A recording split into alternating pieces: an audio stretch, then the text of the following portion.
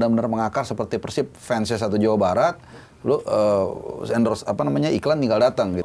Persija datengin tandemnya Messi juga di Inter Miami, Jan Mota. Ya. Pernah main untuk Santos selama lebih dari 6 musim. 6 musim. Ya.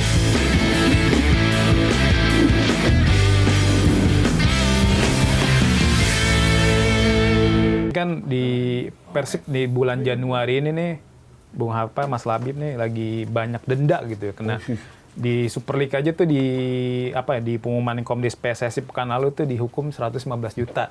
Itu karena ya ada supporter yang tandang ke Persik ya, terus juga sempat ada beberapa hukuman lah ketika melawan Persija. Itu kisarannya di angka 115 juta.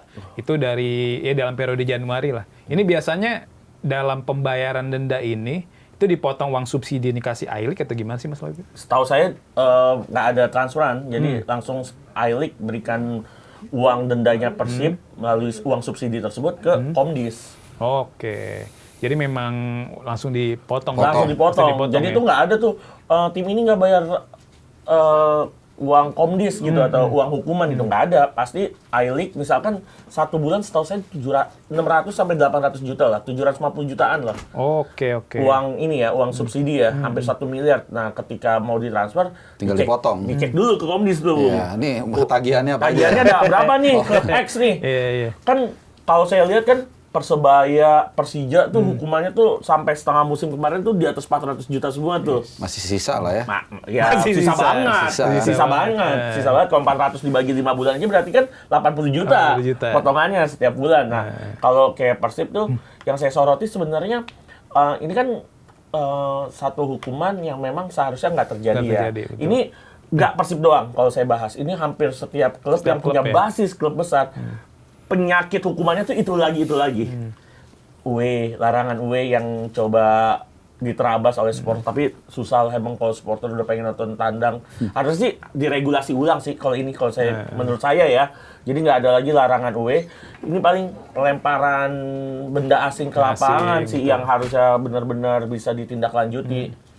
Coba bayangin kalau misalnya bangku penontonnya tuh kayak di Anfield gitu, kayak Old Trafford, itu klub dendanya gimana itu ya? Tapi kemarin kan ketika ada The Jack ya yang sempat tandang ke Persita, ujung-ujungnya rusuh gimana itu? Nah, kalau itu kan ya namanya itu lagi-lagi kalau saya bilang harus diregulasi. Karena kenapa? Kalau di Eropa kita berkaca sama Eropa, mereka dari berangkat dari titik kumpul mau berangkat sampai di dalam stadion dan pulang lagi ke titik kumpul itu dijaga benar sama polisi. Oke. Jadi satu titik. Nah itulah yang nggak terjadi di Indonesia gitu. Ya di Indonesia sebenarnya terjadi, tapi kadang-kadang banyak yang pengen berangkat sendiri, Nah inilah yang masa-masa yang kepecah ini yang keluar dari rombongan besar bahasanya seperti itu yang akhirnya terjadi kekeosan di depan stadion. Jadi ironis ya, tim seperti misalnya Dewa United gitu ya, yang nggak ada supporternya. Nggak banyak lah, kalau sekarang kan ada dikit-dikit. Jadi nggak kena denda-denda juga gitu loh. Kan memang tim-tim kayak Dewa United, Bayangkara, dendanya mah kecil itu. Kalau saya lihat pada 80 juta, paling dendanya mereka telat masuk lapangan atau sebagainya gitu. Yang harus dilihat adalah memang hal-hal yang sering terjadi itu yang sering dilanggar oleh supporter apa sih? Ya 3 itu memang, dan memang harusnya operator yaitu I-League harusnya memberikan regulasi ulang.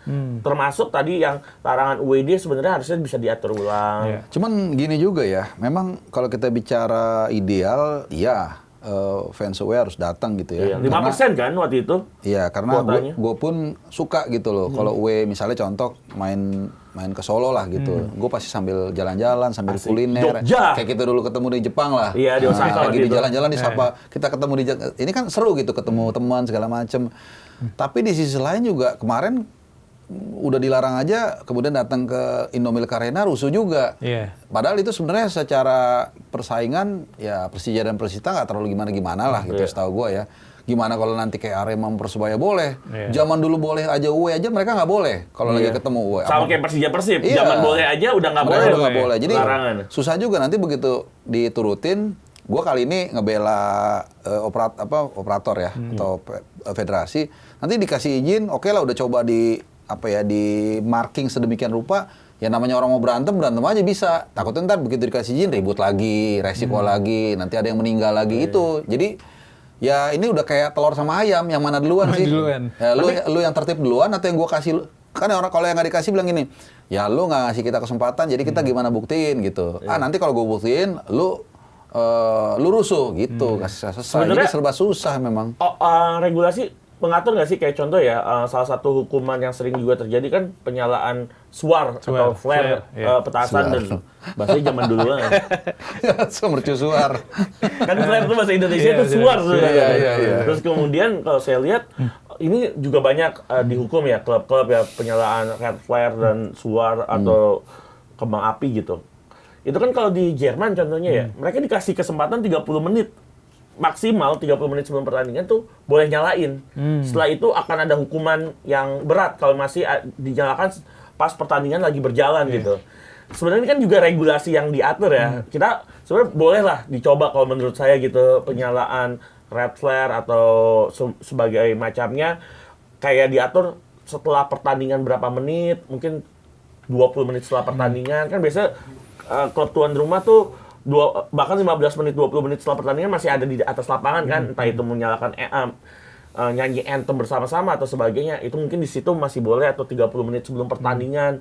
Ya diatur aja sebaik mungkin gitu, tapi ya mungkin juga operator juga punya pandangan lain ya.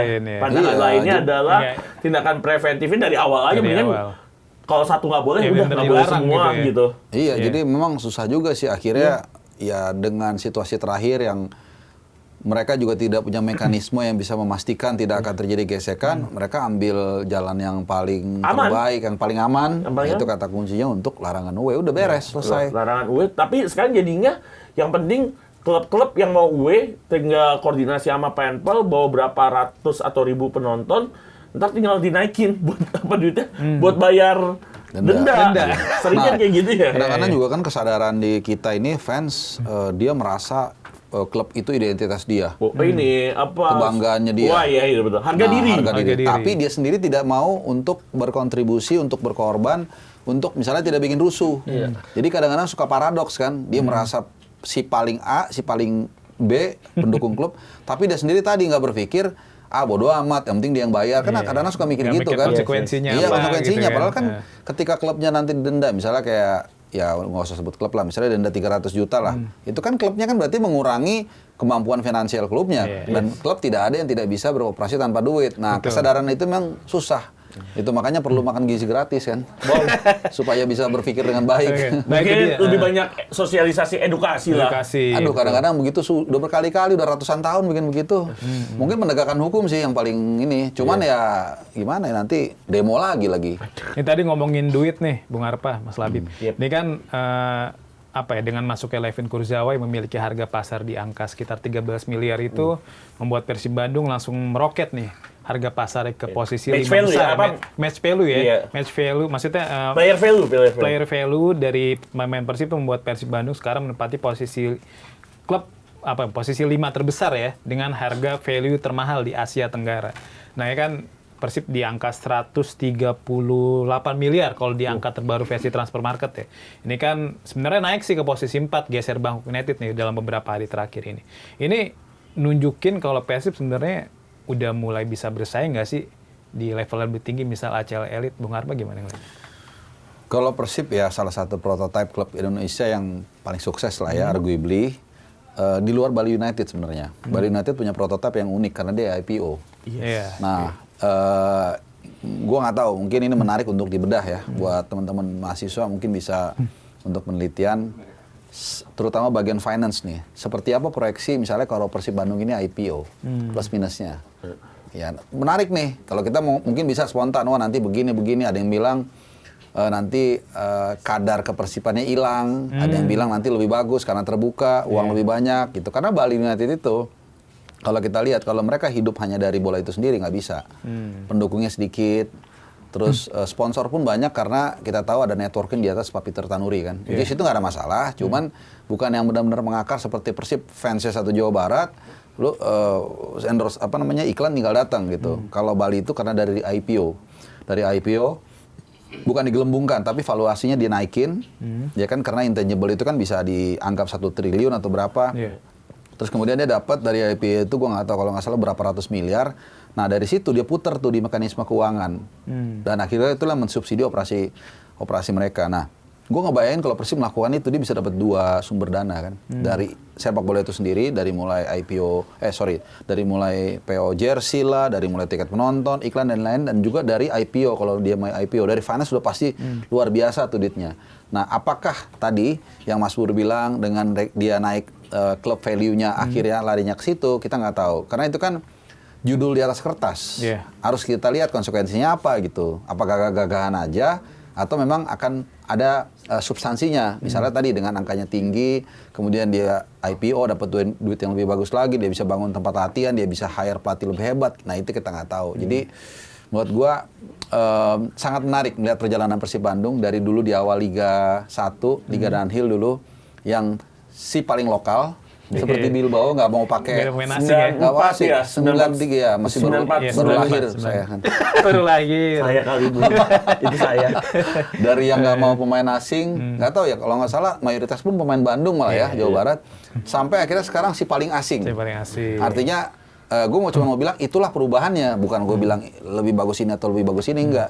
Perubahannya, dan sampai kita nggak tahu nanti apakah kemudian tadi yang Mas Pur bilang, karena udah nyenggol-nyenggol apakah dia di level Asia akan kemudian bisa berkompet, akan berkembang lagi menjadi IPO. Itu kan luar biasa perkembangannya, dari yang benar-benar lokal banget sampai akhirnya dia bisa jadi melantai go internasional lah, berarti gitu. Kalau Mas Labib gimana ngeliat? Ya kalau saya sih melihatnya dengan kedatangan Layvin Kurzawa, mungkin ada 2 sisi positif yang bisa diambil ya. Pertama, kemarin banyak mengatakan ketika Layvin Kurzawa update, itu banyak media-media, tidak hanya media lokal, tapi media internasional yang memberitakan Persib Bandung mendatangkan Layvin Kurzawa. Gimanapun, walaupun Layvin Kurzawa setelah 2022 sampai 2025 pertengahan itu banyak didera cedera, tapi nama besar profil beliau sebagai mantan bek Prancis dan juga PSG juga masih sangat seksi untuk dibahas kan. Dan kemudian kemarin ini mungkin meningkatkan nilai dari sponsor juga, jadi akhirnya memancing sponsor untuk datang. Masuk ya? Iya, saya ngeliat sih setelah Kurzawa masuk langsung ada sponsor masuk kan? Ada brand besar, brand cuci piring ya kalau tidak salah, salah satunya brand besar itu loh. Kemudian ya mungkin ini tidak hanya meningkatkan mutu dari Persib Bandung di atas lapangan, baik itu ketika mereka bermain di ACL 2 ataupun di Super League, tapi juga meningkatkan brand Persib itu sendiri sih. Meningkat pastinya, tapi kita lihat juga kalau Layvin Kurzawa kalau balik ke di atas lapangan ya dia sih, kan kita tahu dia sempat cedera, bahkan minute play-nya tergolong minim, di bawah Vista minim, bahkan tidak bermain sejak musim panas 2025. Berarti artinya ada kurang lebih dia libur 5 bulan 6 bulan dari percaturan sepak bola top gitu. Jadi ya harus kalau untuk Layvin Kurzawa sih meningkatkan performanya, terutama dari sisi fisikal dia. Ini kan pas Kurzawa diperkenalkan tuh kemarin, Kurzawa cerita ya kalau istri kan sampai menangis ya. Istri sampai nangis karena terharu lihat suaminya itu disambut 30.000 atau 28.000 supporter lah di GBLA kan. Nah ini tapi istrinya harus hati-hati juga. Sekarang disambut, kalau jelek disambit. Itu udah biasa di Indonesia banyak tuh kalau di Indonesia. Itu bener kan, setelah akhirnya disambut oleh Boboto, terus juga postingannya itu di Instagram di like pemain hebat ya. Di like Mbappe, Kimpembe, terus juga teman-temannya dia lah di PSG atau itu di Prancis. dengan apa ya, makin jerengnya nama Persib nih, Persibnya makin mendunia. Ini sebenarnya makin menarik pemain top dunia nggak sih untuk nantinya main di Persib? Kan sebelumnya udah Desian tuh 2017, sekarang Kurzawa. Iya kan saat itu marquee player ya. Marquee player. Diharapkan pemain besar datang ke Indonesia di tahun 2017. Kalau sekarang kan dibebaskan. Yang penting sesuai dengan kriteria, nggak boleh pemain dari divisi berapa. Ada liga-liganya. Ada liga-liganya ya. Ada limitasinya lah. Dan kemudian kalau saya lihat ini pasti bisa memancing juga. Kita ingat setelah marquee player itu ditiadakan, masih ada beberapa nama besar kan. Persija pernah datengin Marco Motta, mantan bek timnas U23-nya Italia, pernah main untuk Juve, Roma, dan sebagainya. Terus juga Persib, Federico Barba dari Como juga. Kemudian Persija Kudela juga. Persija Kudela masih timnas. Bahkan bayangin loh lagi masih main di Persija kan. tiba-tiba dipanggil lawan Portugal. Ronaldo ya? Ada fotonya lawan Ronaldo, dia main di babak sebagai pemain pengganti, terus langsung nge-marking Ronaldo sama almarhum Diego Jota, saya lihat tuh waktu itu kan. Saya bilang, wah itu bayangin tuh nama besar kedua pemain tersebut, terus kemudian nih nama baru adalah Dewa United dikabarkan akan mendatangkan kapten timnas Jamaika juga. Yang pernah lawan Ronaldo, pernah lawan Messi ya. Nah, Persija datengin tandemnya Messi juga di Inter Miami, Jan Mota. Jan Mota ya. Pernah main untuk Santos selama lebih dari 6 musim. 6 musim bahkan 5 musim, ratusan appearance di Serie A Brazil, usia masih 33 tahun. Ini sih ngelihat geliatnya emang efek jangka panjang sih. Setelah dulu mungkin nama besar dari Liga 1 ya. Saya lihatnya sih patokannya itu sejak 2000, setelah kita turbulensi di 2015, kita naik kembali di 2017, itu perlahan-perlahan setelah bahkan market player ditiadakan di tahun musim 2018. Ya kan market player kan 17 ya. 17, 18 kita udah pakai yang penting pemain asingnya sesuai dengan kriteria regulator. Itu banyak pemain-pemain asing yang punya profil besar di klub-klub sebelumnya di pet karirnya beliau main untuk tim-tim di Super League. Bahkan kalau inget Barito Putra pernah datengin striker El Salvador tuh, Moreno. 2 musim yang lalu itu masih aktif loh. Masih aktif. Terus juga Persita kemarin pemainnya disumbangkan ke Piala Afrika. Guinea Katulistiwa, Guinea Equatorial, yaitu Pablo Garnet. Itu main 3 game loh. Itu main terus berarti main di fase grup ya. 2 inti, 1 cadangan. Ini saya mungkin supporter Persita pas ngelihat juga, semoga Guinea nggak lolos. Mungkin sama dengan supporter MU ya. Lihat Liverpool misalnya. Liverpool ada Mosala gitu. Mungkin saya akhirnya supporter Persita punya perasaan yang sama dengan klub-klub di Eropa sana. Terus juga kemudian ya kalau saya ngelihat perlahan tapi pasti juga Persita datengin kapten timnasnya Kyrgyzstan. Tamirlan Kozubaev.